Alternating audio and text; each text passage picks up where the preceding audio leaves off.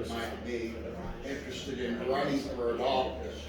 We want to keep them hidden because they're not going to be, if they stay hidden, they'll lose for sure. No, that's the reason why they win. Yeah. No, it isn't the reason why they win. We have candidates right now, and Donald Trump was most prime example we had. He wasn't a politician. Mm-hmm. And when he got out and spoke, people paid attention because he wasn't a politician. We've got a couple candidates we just looked at the Tea Party. They showed up. They're not politicians. Mm-hmm. But they are liberty-minded, they're constitutionally minded, they're physically conservative. Mm-hmm.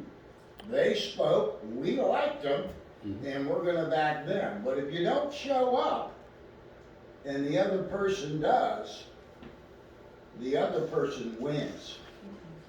Well, no, I disagree with that. That's because it's very hard to break away from thinking in the model that you've been doing for so long. Okay? It's very hard to switch from politics to the marketing side of things. I can tell you this. But that is marketing. Showing up and talking is marketing yourself. The Democrats are proving that wrong right now. I can show you that Fetterman won in Pennsylvania, never got out of the basement except one time, was horrible. He won. Joe Biden stayed in the basement. So the other's working also. So we can both say that we can prove both sides of this by actual cases, okay? Anecdotal cases, admittedly, but they're there. I do know this. I guess I must not be attaching people to the brand instead of the candidate to where they will go looking for the person that we're running or that we will have. Is what this marketing is all about. It's breaking that paradigm that we're locked in right now of needing to see the candidate speaking, vetting the candidate, but what he says, and we just went through that. I mean, y'all done a good thing over here, but really, I literally heard OJ say exactly the same thing the other two times I saw him. I heard Andrew, he brushed it up a little bit, but exactly the same thing. This right here goes away from that. It literally talks about solutions. That's why I'm saying solutions is what caused. It's a great tool to it. Yeah. So solutions work, but if we have the candidates out there talking, okay, they can be broken down by the professional politicians on a wide scale. I'm not saying we're going to win every cotton picking district we work, huh? I think we're smarter than that, the general public. Well, I will say this. Right now, we have a lot of rhinos in the state of Kentucky. How did they get there? Money. The general public voted them in. Money may have done the marketing, but the general public voted them in. They are not able to vet them to the level that you guys can vet them. The general public cannot vet like that because even when they're out talking, they have their talking points and they don't make themselves that accessible. I know what to ask and I can't get a politician that accessible to me. So, yes ma'am, I apologize, I've skipped over you This has before. been brought up, but my concern is if we are vetting people who are not politicians and they get elected, how many of those people are afraid of threats made against them and their children and their families? It's gotten that bad. Well, I agree. But those are all things you have to include in your vetting. Because when we picked, is this being taken? Well, like when we picked. No, nothing that Okay, would, like well, it might be from like when we Dr. picked, John. let's say Mary Ann has no kids. It's just she and her husband. So those are things that we look at when we vet a candidate. We look at what are your risks, why couldn't you run? Why wouldn't I run? Damage of the family. And the other thing Stuff is like they that. can't threaten effectively on 109 candidates at once. Well, but it only takes one, and if it's you, it's 100%. So that was taken, and like Steve Rollins, kids growing out of the house, stuff like that. We did take that, and Steve Doan, a baby. So we looked at stuff where they could try to come back on families and expose. I mean, what I Risk. picture is how the Supreme Court justices were threatened with people in their front yards and. Oh, yeah. This is the other reason why we keep them covered up for that long, because the threats aren't gonna come from the Democrats, they're gonna come from the Republicans. Maybe I I mean, after misunderstand, the you're saying, election, But it's not I'm happening. wondering, I just have this image that everything is so corrupt. How do you proceed with what they said they were gonna do before they were elected? Because if they get elected, they'll all be elected together at the same time. Literally, it can change if they've been working off books. All right, let's say the lady that we're talking about that be running the candidate thing. If we have all these candidates lined up by January the 7th, okay? Let's just say for the 2025, when they would come into office. They're gonna play legislature before they ever get there. They're gonna play? Role play. Oh, Role play legislature before they ever get there. okay, They'll be doing this already.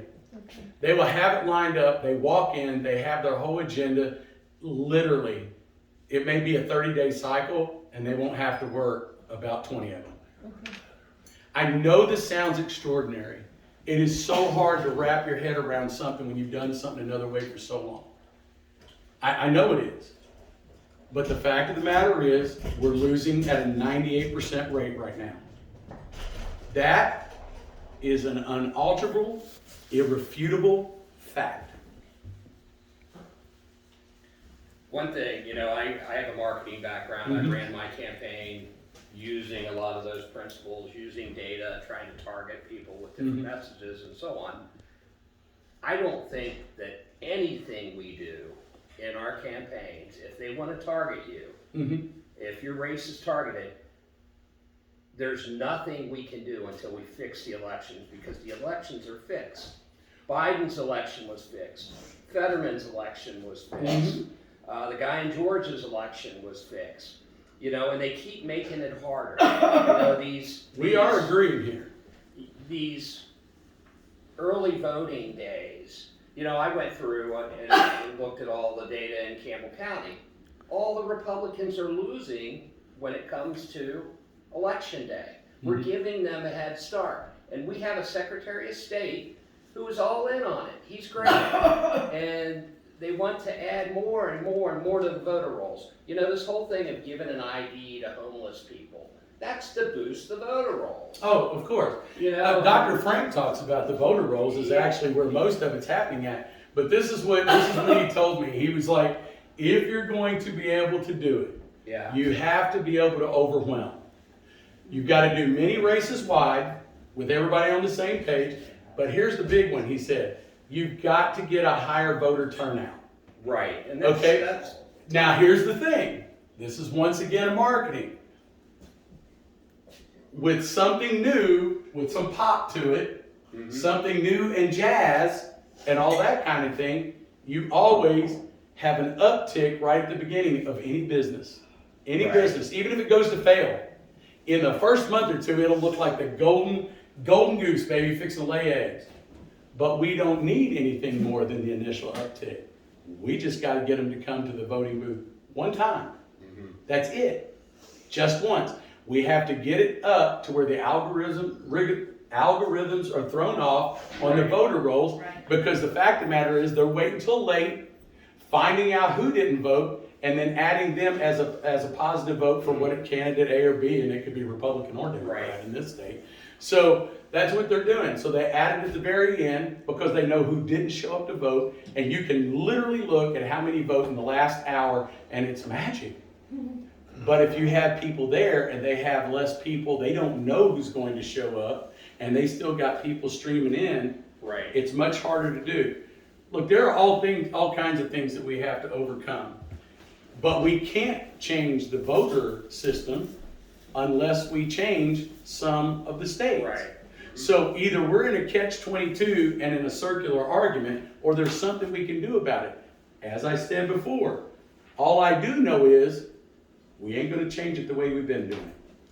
No, there's a lot of it's things. great on a statewide basis. Yeah. Fantastic. So I'll tell you what, I'll do this. all of y'all have a great background, and this is also, I want to just say this about Northern Kentucky. You guys have been doing this longer than anybody else in a liberty fashion than anybody else in the state on a regular basis, and have been more effective. I am willing to listen to anybody and come in, because there's more to this. I mean, I don't have the next 8 hours. I don't believe y'all want to give me that much time. I can talk for that long, but I don't believe y'all want to give me that kind of time.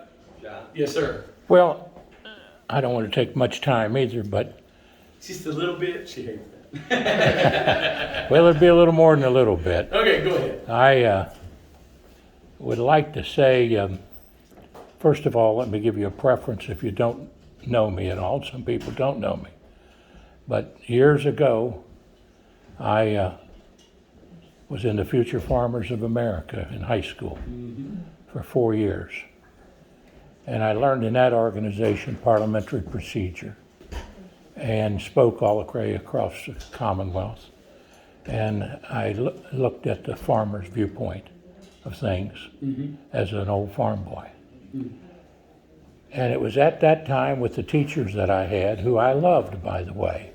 I still love my teachers.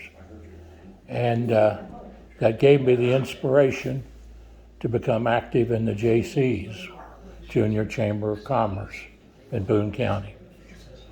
And I stayed active in that all of my life until I became over the age you could be a member. And 2 years in a row, Boone County named me as the outstanding young man of Boone County, outstanding young man of the state of Kentucky, one time, for the whole state. And in 1975, the Kentucky Education Association named me as the outstanding, not teacher, but citizen in the state promoting public education. So I want to give you this little piece of advice, if I may, being the first person from either party to be elected to a statewide office in Kentucky as Superintendent of Education in over 70 years. And the very second person that was elected statewide, I prayed for him sitting in Fancy Farms Picnic and spoke for him, and that was Trey Grayson.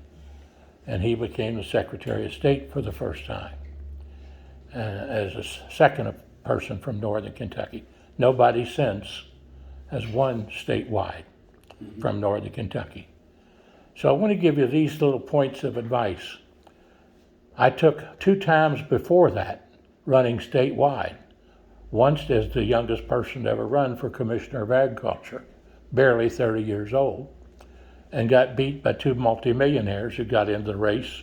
It was endorsed by Wendell Ford and Julian Carroll. They didn't tell me the truth. They said they were going to stay out of it. They didn't, and they would tell you that.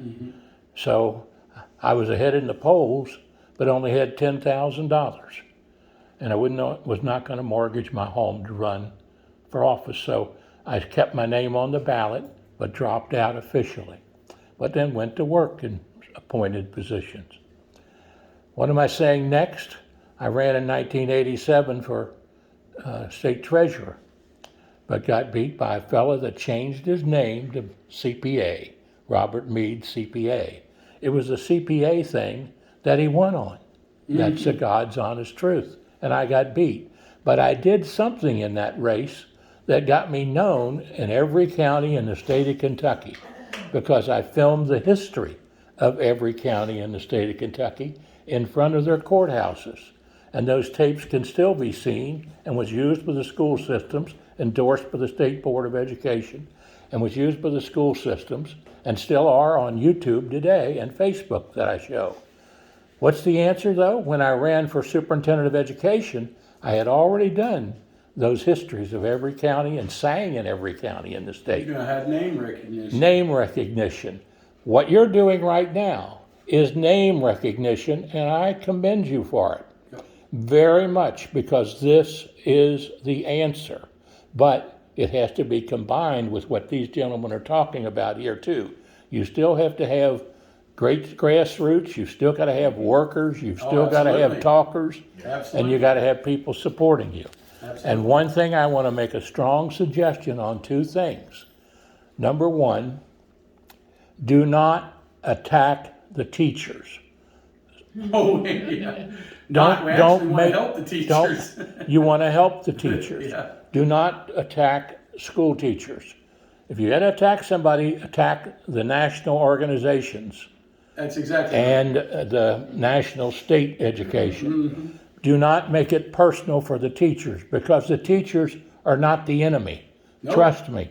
I was president of the Education Association where I taught school, and my best friend from 1970 who taught at Beechwood High School science and chemistry, who now owns the station that I had my first television show on called Education Today, he now owns the Christian radio station in Falmouth, Kentucky.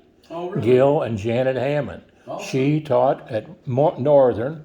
The credit union at Northern was started by Gil, myself, and Hattie Brumback from Covington School System. It's now the credit union for all the school teachers and My science teacher. Oh, yeah. that's right, Yeah. Northern Kentucky University.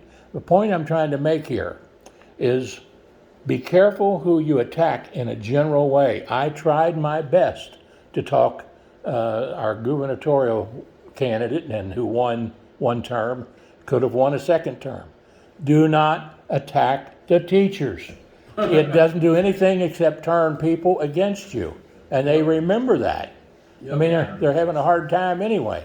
So I'm going to make this other suggestion, and that is the Christian radio station. I don't make a dime out of saying this, but WIOK 107.5 FM on the radio dial is in Falmouth, Kentucky. It's owned by Gil and Jan Hammond. It's a Christian radio station, 100%. And he has four other stations down in Russell Springs, Kentucky, that reach into all of those areas, all across northern Kentucky and Cincinnati and Indiana, but down Tennessee.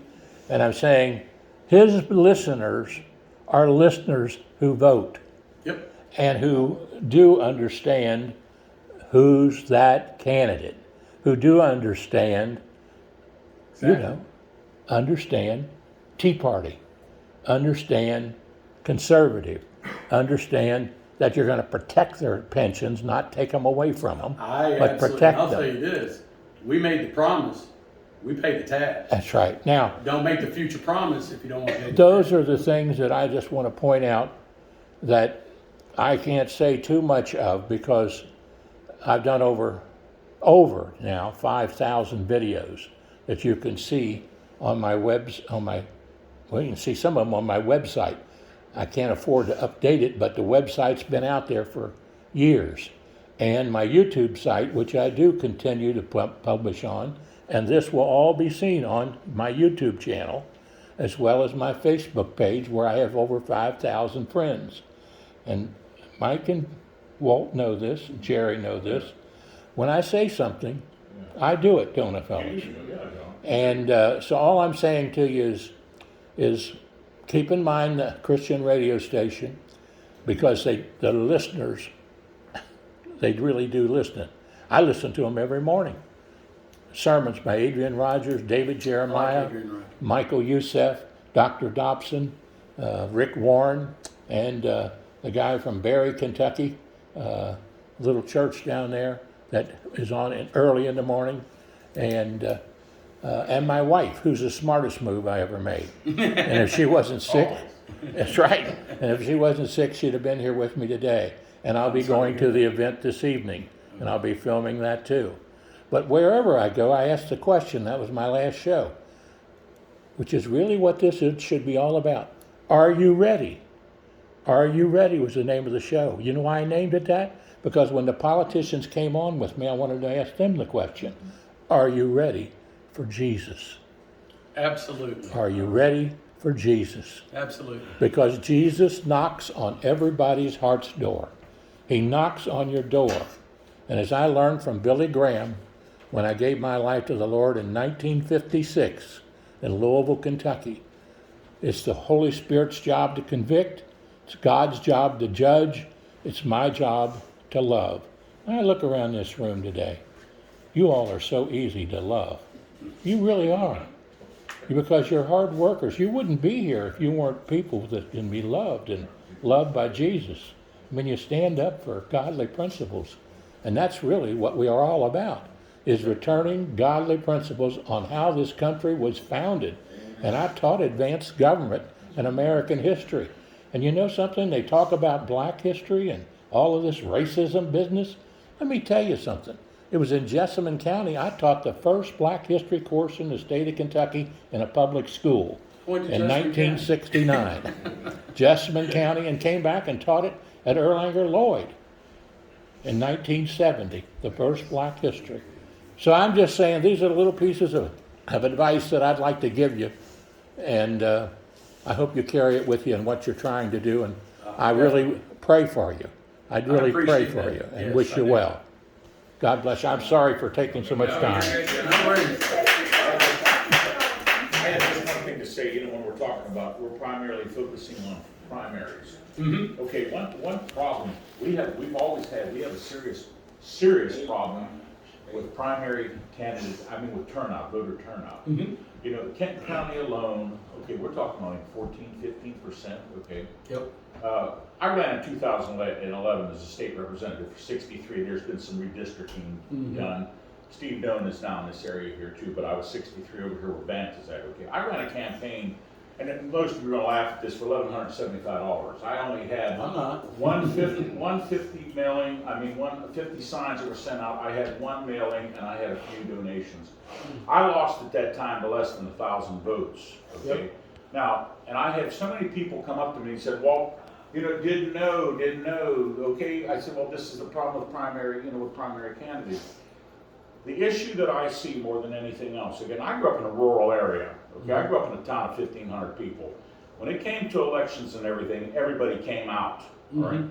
Unfortunately, what we're dealing to in today's area with society, especially in Kenton County in particular, okay? Everybody's in their own bubble, their homes, their cars, their vacation, and their fun. That's their focus, okay? This is all secondary to them. And this is what approaching and getting to these people is what the monumental problem is. As long as these people are within this bubble, they're not going to change. Rural areas are different. They're easier in rural areas of Kentucky and so forth too. Yep. Take a look at why have we allowed Louisville in Kentucky particular, and mostly good parts of Lexington, to completely control this state, which is predominantly red. Look at Eastern Kentucky, which used to be predominantly Democrat over there. You see the last elections, what it is? It's blood red now. Yeah. And this is the trouble. We have a problem with the system where with this money and everything, I agree with everything that you're saying, but I'm just pointing this out. These are some of the fundamentals that you want to do. I agree with what you're doing. I think your marketing and everything is a great idea, but I think this there's a lot of work to do with people up here, especially with this critical race. With common sense thinking on things. They don't look at it that way. They look at the traditional deeds. And this is a serious problem. And I agree, but I believe this is one of the things that happens. I think so, yeah. I believe that we get a higher voter turnout. This is one of the things that occurs. When you have something new, when you have something that feels better to people, when it goes after those three issues that I was talking about, this is exactly what occurs. Yeah. And if people believe when they come in that we can actually, most people you ask them, why do you vote? My vote doesn't matter, we can't change anything. But they think nationally, okay? Right. They think that on national. But it is locally and on the state level that we can actually change the things that affect us on our day-to-day lives most. And this is exactly what it does. It increases the primary turnout, and it will increase it in our favor. If it gets more turnout, it has to be in our favor. People are not going to turn out to battle back against us because we're actually providing solutions that make sense to them if they're actually looking. But it will create a spark for those that kind of sit on the fence, or that day they intended to go vote but they didn't. But if they feel like that they have something that actually counts and I need to get to the voter booth, they will. Okay. And so if we take it from 17 to 22%, we win. Yeah. If we get 5% extra turnout in every district, we win. Good point, yeah. If we get Trump and DeSantis against each other in the primary, we'll get turnout. Yeah? We want these two together. We don't Trump want them versus against DeSantis. Well, unfortunately, that's gonna happen. I mean, that's just They're both from politics. Florida. But we're thinking about the national, look, we have to get our state changed to be able to battle back against the national. Yeah, that's true. Being in education. How is it that something that only puts 13 if you count a couple other things, but let's just go, let's do 15%. 15% of our total educational budget comes from the federal government. The rest is homegrown. How in the world are they dictating most policy? Saul Alinsky tactics, radicalization tactics. Okay, but if we get back our state and we have people that absolutely will battle back against this in the educational or write the laws to where it just, well, for one, it punts the teachers' unions that are all for this stuff because they're the, like he said, it's not the teachers. This is coming out of California unions. Okay, New York State unions. They control the curriculum because they buy so much of it so that it's a whole And thing. Washington, D.C. Yeah. swamp. So they're using anywhere, depending on who you talk to, 12 to 15% of the money coming into our state education system is controlling the other 85%. But if we get the legislators, we can change everything in 30 days. Everything. You know what? This may not work. It may not. But I definitely know we're losing at a 98% rate right now. At this point, what do we have to lose? We're shoving our money in it anyway. Why not? I mean, at a certain point, there comes a point you have nothing else to lose because you've lost. Praise the Lord and pass the ammunition of godly principles. Yeah. And you know, most people open up with prayer, but I'm going to ask the good doctor here to close us with prayer because I'd really like to have it. This right here, if you do want to support us, I'm sorry, she's going to say it. I'm taking work. If you could please, we're really very interested in what everybody has to say because it's important. On the table adjacent to where the goodies are, there are some free stickers.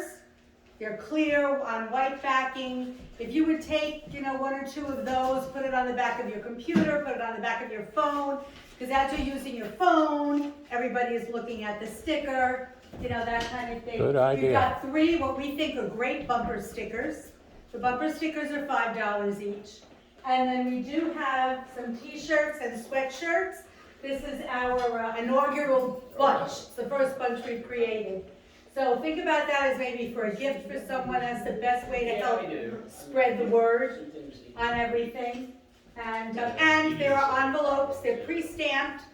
So please take one with you. If not today, next week, next month. Throw a little something in here. Try to make it as easy as possible.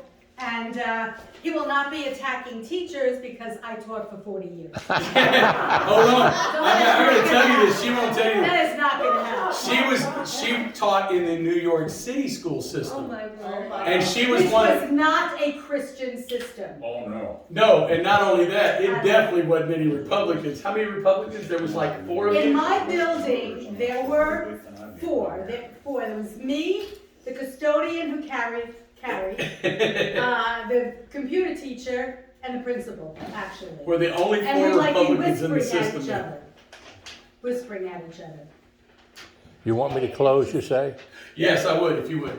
If you would join with me in saying our Lord's Prayer, and because it's a prayer that's meant for all of us, and it's a prayer from Jesus.